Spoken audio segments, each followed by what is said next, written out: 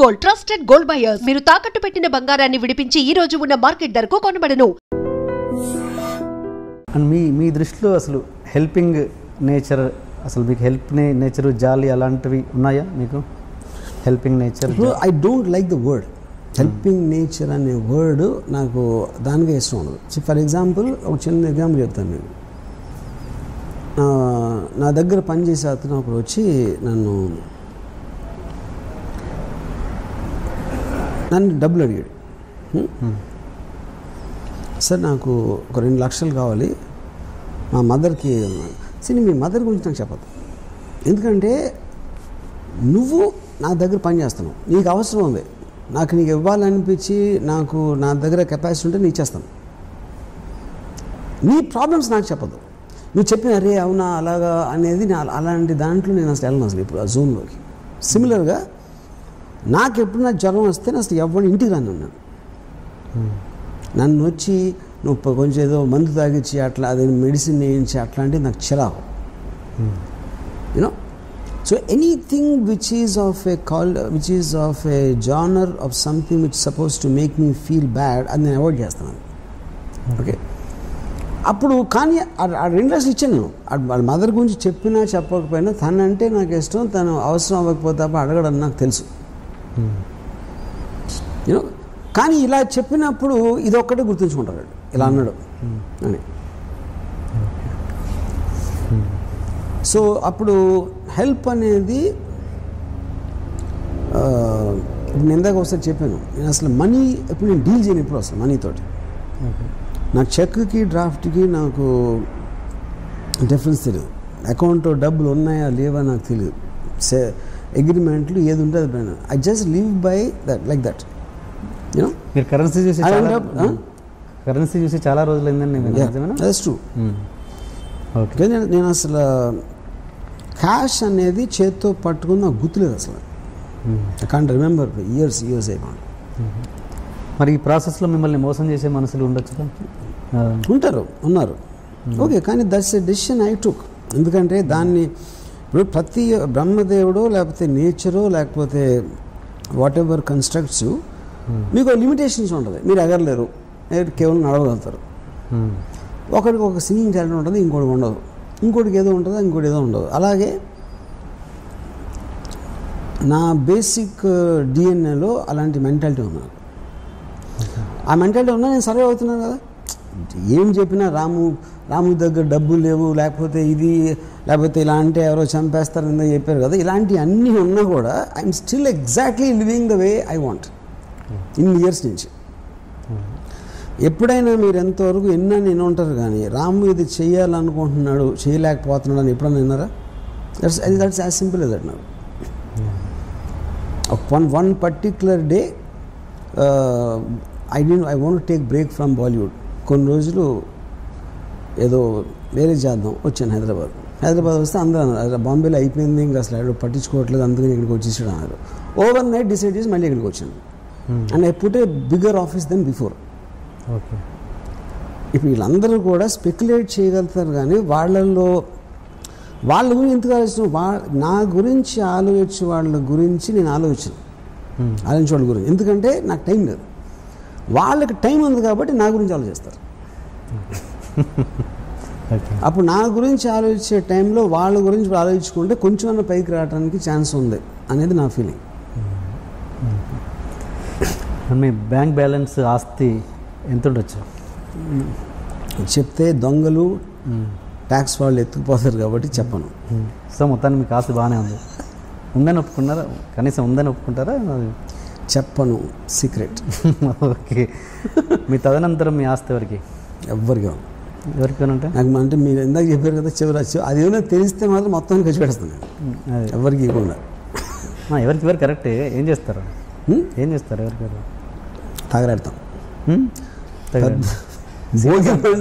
Serious answer చెప్పండి. నేను always నా వర్క్ ఎలా ఉంటుందంటే నా దగ్గర 4 కోట్లు ఉంటే 8 కోట్లు పని పెట్టుకుంటాను, 40 కోట్లు ఉంటే 80 కోట్లు పని పెట్టుకుంటాను. So my work will be more than demanding than what is I have. So because of that నా దగ్గర డబ్బులు ఎప్పుడు ఉండవు. ఓకే. సో 80 కోట్ల తర్వాత నేను మళ్ళీ 120 కోట్లు నేను తేగలుగుతాను. ఎందుకు? వర్క్ కొన్న ఎఫెక్ట్ బట్టి. ఓకే. తెలుగులో ఇప్పటివరకు సెన్సేషన్ సినిమా శివ, దానికి తెలుగులో సీక్వెల్ ఎందుకు ట్రై చేయలేదు? ఇష్టం లేదా లేదా ఎలా? దాని Shiva I think is outdated subject first of all. అంటే ఒక కాలేజ్ స్టూడెంట్స్ ఆ టైంలో ఉన్న ఒక రెజొనెన్స్ తోటి ఒక అప్పుడున్న అంటే ఈ రౌడీలు ఇలాంటి వాళ్ళు కాలేజ్ కొత్తగా గూండాలు తిరగటం కానీ ఇలాంటివన్నీ అట్ ఆస్పెక్ట్స్లో I feel it's a sequel అంటే దాని కంటిన్యూషన్ ఉండాలని కాదుగా, అక్కడ నుంచి ఎలాగైనా టర్న్ తీసుకోవచ్చుగా. ఇంకోటి నాకు అంటే ఇప్పుడు నేను శివ తీసిన డైరెక్టర్ని కాదు ఇప్పుడు, ఎందుకంటే నా మైండ్ దాంట్లో వర్క్ అలాంటి స్పీర్లో ఇప్పుడు వర్క్ చేయట్లేదు. ఓకే. సో నేను ఈ మధ్యన 25th ఇయర్ కోసం నాగార్జున నేను ఏదో ఒక డాక్యుమెంటరీ చేద్దాం అనుకుని నేను మళ్ళీ చూశాను సినిమా. ఇది 25 years అయ్యాక చూశాను సినిమాని.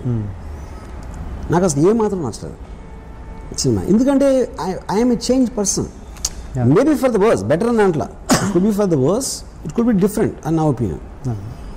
ఇప్పుడు బాంబే మాఫియా ఇలాంటి మైండ్స్ స్టడీ చేసిన తర్వాత ఎవడో సైకిల్ చైన్ తెంపి కొట్టడం అనేది నాకు చాలా చిన్నపిల్లల సినిమాలో ఉంది అది ఇప్పుడు చూస్తే. బట్ ఆఫ్ కోర్స్ ఆ టైం పీరియడ్ వేరు, నేను వేరు, ఆ టైంలో నా ఆలోచన ఎక్స్పోజర్ వేరు. కానీ సత్య సినిమా చూస్తే ఇప్పటికీ కొత్తగానే ఉంది నాకు. ఈ మధ్యన చూశాను మళ్ళీ, అంటే నియర్లీ 12 years 18 years తర్వాత. శివ నాకు చాలా ఓల్డ్ ఫ్యాషన్ ఉంది, ఎందుకంటే సత్య బికాజ్ మీకు క్యారెక్టర్స్ రిలేషన్షిప్ బేస్ కాబట్టి దానికి ఏజ్ ఉండదు. శివ ఏమో వెరీ స్ట్రక్చరల్ డిజైన్ ఫిల్మ్, అది ఎఫెక్ట్ కోసం డిజైన్ చేసిన సినిమా అది యాక్చువల్గా. Cutting points, background music, chase ఇలాంటివి. It is not a realistic film, just atmosphere మూలాన మీకు ఒక రియలిస్టిక్ ఫీలింగ్ ఉంటుంది దాంట్లో. మీరు మామూలుగా సినిమాని ఒక క్యాల్కులేషన్ పెట్టుకొని తీస్తారా, లేకపోతే మీకు నచ్చిన థాట్ నచ్చిన థాటే తీస్తాను. క్యాల్కులేషన్ లెక్కలు ఉండవు, బిజినెస్ లెక్కలు ఏమి ఉండవు. జీవితంలో ఎప్పుడైనా ఎవరికైనా ఐ లవ్ యూ చెప్పారా? చాలా మందికి చెప్పారు. చాలామంది చెప్పారు. పెళ్ళికి ముందు, పెళ్ళికి ముందు తర్వాత కూడా. దాంట్లో ఒక ఇంట్రెస్టింగ్ ఎపిసోడ్ ఏదైనా? ఇంట్రెస్టింగ్ ఎపిసోడ్ నా పర్సనల్ అంటే మీరు పర్సనల్ ఇప్పటివరకు మీరు పబ్లిక్ అయిపోయారు. నా పర్సనల్ విషయాలు నేను చెప్తాను, కానీ ఇప్పుడు ఇంట్రెస్టింగ్ ఎపిసోడ్ అంటే అమ్మాయి పేరు చెప్పాలా, లేకపోతే మన ఎపిసోడ్ అంటే ఇంకేం చెప్పాలి? ఎపిసోడ్ మీన్స్ ఆ బ్లాక్ సినిమా బ్లాక్ పేరు అవసరం లేదు, పేరు చెప్పండి.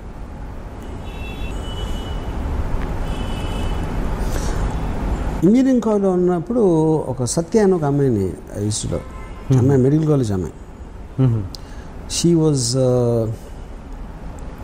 అంటే ఆ టైంలో ఇంజనీరింగ్ కాలేజ్ కాంపౌండ్లో ఒక మెడికల్ కాలేజ్ కూడా టెంపరీగా ఉండేది.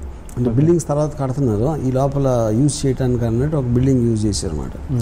సో వాళ్ళందరూ ₹1,00,000 డొనేషన్ కట్టి వచ్చిన వాళ్ళు, మేమందరం 10,000 12,000 కట్టి ఇంజనీరింగ్ బ్యాచ్. ఓకే.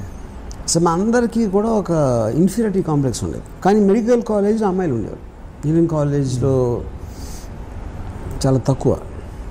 ఇప్పుడు దాంట్లో అందరికన్నా అమ్మాయి సత్య అమ్మాయి ఒక కారులో వచ్చింది, blue Padmini premier college, Padmini premier car.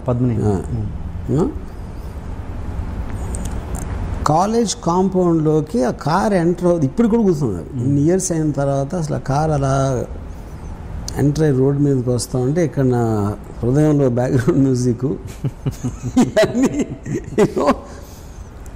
ఆ అమ్మాయిని ఎప్పుడు నేను దగ్గరికి వెళ్ళి అంటే నాకు తర్వాత పరిచయం అయింది, కానీ పరిచయం ఏంటంటే ఇంకొక ఫ్రెండ్ ఉండి ఉన్నారు కాలేజీలోనే, ఆడు కైజర్ అని, ఆడు చాలా అందంగా ఉంటాడు. అతని సిస్టర్ కూడా మెడికల్ కాలేజ్ అన్నమాట. సో అతని సిస్టర్ ద్వారా పరిచయం చేసుకుని నన్ను ఆడ బ్యాచ్లో ఒక గ్యాంగ్ హోల్డ్ లాగా చెప్పాడు నా గురించి అమ్మాయికి. నేను కూడా ఎప్పుడు అంటే అమ్మాయి అందం ముందు కానీ స్టేటస్ ముందు ఎందుకు పనికిరాను అనే ఫీలింగ్ నాకు ఉంది కాబట్టి నేను ఎప్పుడూ ఒక ఆరాధించేవాడిని, లవ్ చేసేవాడిని, కానీ ఎప్పుడు నేను అసలు ఏంటది అమ్మాయి నాది అవ్వాలి, వెళ్ళి ప్రపోజ్ చేయాలి నా ఆలోచన కూడా నాకు రాలేదు. And I use to think ఆ అమ్మాయి కైజర్తో లవ్లో ఉంది అని అనుకున్నాను నేను ఆ టైంలో. సో చాలా రోజుల తర్వాత ఇయర్స్ తర్వాత రియలైజ్ అది ఏం లేదు, అమ్మాయికి ఇప్పుడు నేనంటే ఇష్టం అని. అది ఇప్పుడు తర్వాత నా పెళ్ళి అయిపోయిన తర్వాత తెలిసింది అది. సో ఇది అదేమంటారు, దాన్ని ఎక్కవలసిన రైలు జీవితకాలం లేట్ అంటారు కదా, అలాంటిది మాట అది. మీరు ప్రతి వాళ్ళ విషయంలో ఇలాగే లేట్ చేస్తున్నట్టున్నారు, శ్రీదేవి విషయంలో కూడా. కరెక్ట్. మరి సో నేను నిజంగా లవ్ చేసిన అమ్మాయిలందరినీ ఇలాగే పట్టుకున్నా. మరి ఏదో ఒక టైంలో గుణపాఠం రావాలిగా, వచ్చి కరెక్ట్ టైంలో ప్రపోజ్ చేయడం, అది పాయింట్. కానీ ఇవన్నీ యాక్చువల్గా సత్య శ్రీదేవి ప్యారల్గా జరిగింది. ఎందుకంటే సత్య రియల్ పర్సన్, శ్రీదేవి గారేమో స్క్రీన్ మీద పర్సన్. ఓకే, అంటే శ్రీదేవి టాపిక్ వస్తే ఏంటి మీరు అన్నారు గుణ. నాకు ఇంకోటి ఒక విషయం ఏంటంటే, నేను శ్రీదేవి గారు అంటే ఆ టైంలో ఒక ఇది చెప్పాను, కానీ నాకు యాక్చువల్గా నియర్లీ ఒక 10 years నేను జయసుధ్ గారితో విపరీతంలో ఉన్నాను. ఒక కాలేజ్ టైం అంటే జ్యోతి సినిమా. శ్రీదేవి గారు యాక్చువల్గా it was more happen post ఏది మన mister India. Okay, mister India time నుంచి అంతకుముందు ఒక ఇది వేటగాడు టైంలో లేదా 16 వయసు టైంలో కొంచెం స్లైట్లీ సెక్స్ సింబల్ ఇమేజ్ ఉంటుంది. బట్ ఒక పర్సనల్ లెవెల్లో ఫ్యాసినేషన్ అనేది నాకు బాగా ఫిల్మ్ ఇండస్ట్రీలోకి వచ్చిన తర్వాత నుంచి స్టార్ట్ అయింది యాక్చువల్గా. అంటే ఫిల్మ్ ఇండస్ట్రీ అంటే నేను డైరెక్టర్ అని కాదు, నేను చెప్పేది ఒక అసిస్టెంటో లేకపోతే సినిమాల్లో అన్నపూర్ణ స్టూడియో చుట్టూ తిరిగే రోజుల్లో అక్కడ స్టార్ట్ అయింది యాక్చువల్గా. ఓకే, ఒరిజినల్గా కాలేజ్లో ఉన్నప్పుడు అంతా నాకు జయసుధ్ గారు యాక్చువల్గా. అప్పుడు ఫస్ట్ టైము నేను అంటే ఆల్మోస్ట్ అబ్సెషన్ మాట జయసుధ్ గారు అంటే. ఆవిడ ఫోటోలు లేకపోతే ఒక జ్యోతి సినిమా వాల్ పోస్టరు ఒక కాంపౌండ్ వాల్ మీద అంటించుంటే రోడ్ మీద నుంచుని ఒక గంటలు చూసి ఉండాలి, చూస్తూ ఉన్నాను. వాల్ పోస్టర్ కదా అంతే. తర్వాత ఒకసారి ఫస్ట్ టైం శ్రీవారి వచ్చినట్లు షూటింగ్ జరుగుతూ ఉంటే మా ఫాదర్ని అడిగి, జయసుధ అక్కడ జయసుధ్ గారు కొంచెం దూరంలో ఆవలిస్తున్నాం అంటే ఒక సినిమా స్టార్ కూడా మనిషిలాగా మామూలు మనిషిలాగా ఆవలిస్తుందని నేను తట్టుకోలేకపోయాను.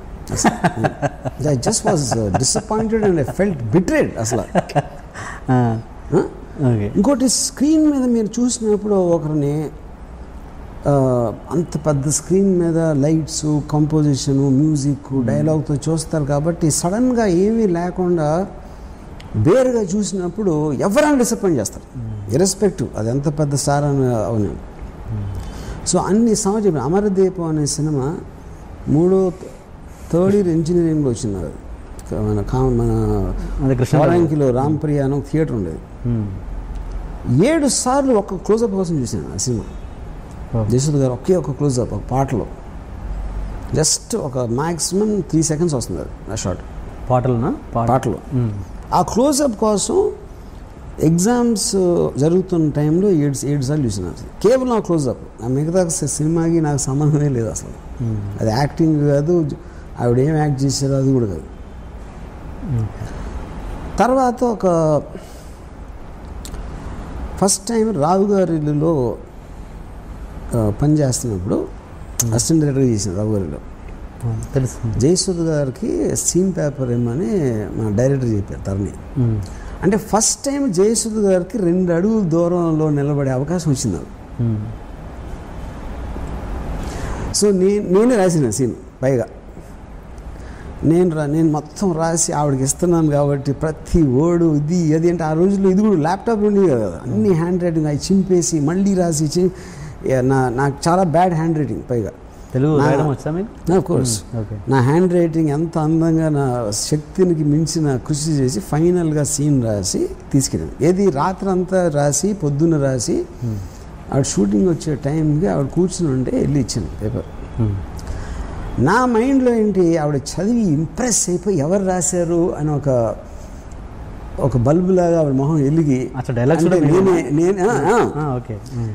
నేనే రాశాను అని చెప్దామని నా ఫ్లాష్ ఫార్వర్డ్ అయిపోయింది సీన్ ఆల్రెడీ. మొత్తం బ్యాక్గ్రౌండ్ ఎడిటింగ్ చేసి నా మైండ్లో ప్లే అయింది అది ఆల్రెడీ చాలాసార్లు. నేను ఇవ్వగానే ఎన్ని పేజీలు అది ఫస్ట్ టైం అది ఆబ్వియస్లీ ఐ నో ఆవిడ అన్ని సినిమాలు చేసాక మళ్ళీ సీన్ చూసి ఎక్సైట్ అయిపోయేంత సీన్ అనేది ఏ సీన్లోనే రాదు అంత ఒక ఆర్టిస్ట్కి యూనో. ఎన్ని పేజీలు అంటే నేను ఏదో చెప్పాను, అప్పుడు సీన్ వినిపిద్దామంటే ఉట్టి షార్ట్ చెప్పు చాలా. ఇప్పుడు ఆ సీన్ అంతా చదివి ఓపిక ఇనేది లేదు. అప్పుడు మొత్తం నా ప్రేమ నా ఆరాధన అంతా మీద ఒక చెంబుడు నీళ్లు టబాక్ వేసే అయిపోయింది అక్కడ. దాని తర్వాత మనీ సినిమాకి నేను ప్రొడ్యూస్ చేయడానికి ఆవిడతో మాట్లాడటానికి ఆవిడ ఇంటికి వెళ్ళాను. నేను ఇంకా తల దువ్వేసుకుని వేసి నాకున్న బెస్ట్ షర్ట్ అన్నీ వేసుకుని ఆవిడ ఇంటికి వెళ్ళి నేను బెల్ కొడితే తలుపు ఇలా తెరుచుకుంది. నాకేం కనపడలా. ఏం కనపడలేదు ఏంటంటే అది నితిన్ కపూర్ చెస్ట్, అది నా ఎదురుగా ఉంది అక్కడ. నేను ఇలా తలెత్తి చూసి అయిపోయింది, అక్కడితో నా స్టోరీ ఫినిష్డ్. అంటే పెళ్ళైందన్న విషయం నాకు తెలుసు, కానీ సడన్గా నితిన్ కపూర్తో నేను పోల్చుకుంటే నేను ఒక టీంగా ఒక ఏంటి ఇలా కొట్టేయండి వెళ్ళి హైదరాబాద్ చెన్నైలో జరిగింది. నేను వెళ్ళి హైదరాబాద్లో పడతాను. దాంతో నా లవ్ స్టోరీకి ఫుల్ స్టాప్ పెట్టాను అంతే. ఈ విషయాలను ఎప్పుడైనా డిస్కస్ చేశారా ఆవిడతో మధ్యలో? నాట్ ఇన్ వెరీ అప్పుడప్పుడు చెప్పాను, but not in so much detail. ఏమంటారు రియాక్షన్ ఏంటి? She won't believe it. అని ఇన్ని ఎలా చెప్పి మళ్ళీ శ్రీదేవి గురించి మాట్లాడతావు కదా, అది వేరే ప్యారలల్ ట్రాక్స్. ఇప్పుడు అంతేగా. మీరు ఇప్పటికీ చాలామంది దగ్గర మీ దగ్గర వాళ్ళ దగ్గర ఇప్పటికీ గిల్టీగా ఫీల్ అవుతారని, ప్రపోజల్ విషయంలో చాలా లేట్ చేశాను అప్పుడు ఇదేనా శ్రీదేవి గారి విషయంలో ఇప్పటికీ గిల్టీగా ఫీల్ అవుతారు? What ever I said already నేను బుక్లో రాశాను, నా ఇష్టంలో రాశాను. అండ్ హిమ్మత్వ అమితాబ్ గన్స్ గన్స్ అంతా ఓకే ఓకే. అంటే దాని గురించి బోనిగా స్టేట్మెంట్ ఇచ్చేసి ఈజ్ ఎ పర్వర్టెడ్ మ్యాన్ అన్నట్టు కూడా ఇచ్చారు కదా. ఇప్పుడు మీడియా కూడా అడుగుతుంది ఇలా అన్నాడు దాని మీద అంటే ఏమంటాడు బోని కూడా ఇస్తాడు. ఓకే. ఏది ఒకవేళ శ్రీదేవి గారు చాయిస్ బోని కపూరే అయితే కనుక అంతకంటే బెటర్ చాయిస్ నేను కదా. అది నేను తొందరపడలేదు అన్నారు. దాని మీద మీ అదే కదా నేను చెప్పింది. ఆబ్వియస్లీ ఇప్పుడు నేను నాకు అంత ఎత్తులో ఉంది ఒక అమ్మాయి అనుకున్నప్పుడు నాకన్నా నా ఉద్దేశంలో తక్కువ ఎత్తులో చేసుకుంటే నేను ఫెయిల్ అయినట్టే కదా. అది ఇందాక నేను సత్య విషయంలోని ఈ విషయంలో కూడా అదే చెప్పింది. అనురాగ్ కశ్యప్ నేను మీ శిష్యుడు అనుకోవచ్చా? శిష్యుడు నాకు శిష్యుడు పని చేశాడు అంతే, వర్క్ చేశాడు. So okay. ఇప్పుడు ఉడతా పంజాబ్ సినిమా అదేదో లీకేజ్, వీడియో లీకేజ్ అయింది. దాని విషయంలో నిజంగా ఎవరి పాత్ర ఉండొచ్చని మీ ఫస్ట్ ఆఫ్ ఆల్ ఒక సినిమా అనేది ఒక ఎడిటింగ్ రూమ్లో ఉంటుందని, ఎడిటింగ్ రూమ్లో మీరు పెడతారు సెన్సార్ పర్పస్ అని. అదే దాని మీద వర్క్ జరుగుతుంది ఒకసారి, అదే దాని మీద సౌండ్ ఎఫెక్ట్స్ వర్క్ జరుగుతూ ఉండొచ్చు, లేకపోతే రకరకాల జరుగుతూ ఉండొచ్చు. అదే కాపీ మీరు అక్కడికి వేస్తారు. సో అది బయటకు వెళ్ళాలంటే ఏ సోర్స్ నుంచి వెళ్ళొచ్చు, సెన్సార్ బోర్డ్ నుంచి వెళ్ళటం అనేది మాత్రం ఇంపాసిబుల్ అని నా ఫీలింగ్. ఎందుకంటే most of the time censor వాళ్ళు ఒక బోర్డు వచ్చి ఒక థియేటర్లో చూస్తారు. ఆ థియేటర్ మీద వాళ్ళ కంట్రోల్ ఉండదు, అది వాళ్ళకి ఎవరు ఫిజికల్గా ఇవ్వట్లా ఒక కాపీ తీసుకెళ్ళి. ఓకే. మనం వెళ్ళి ఆర్గనైజ్ చేసి ఒక థియేటర్లో పెడుతున్నాం.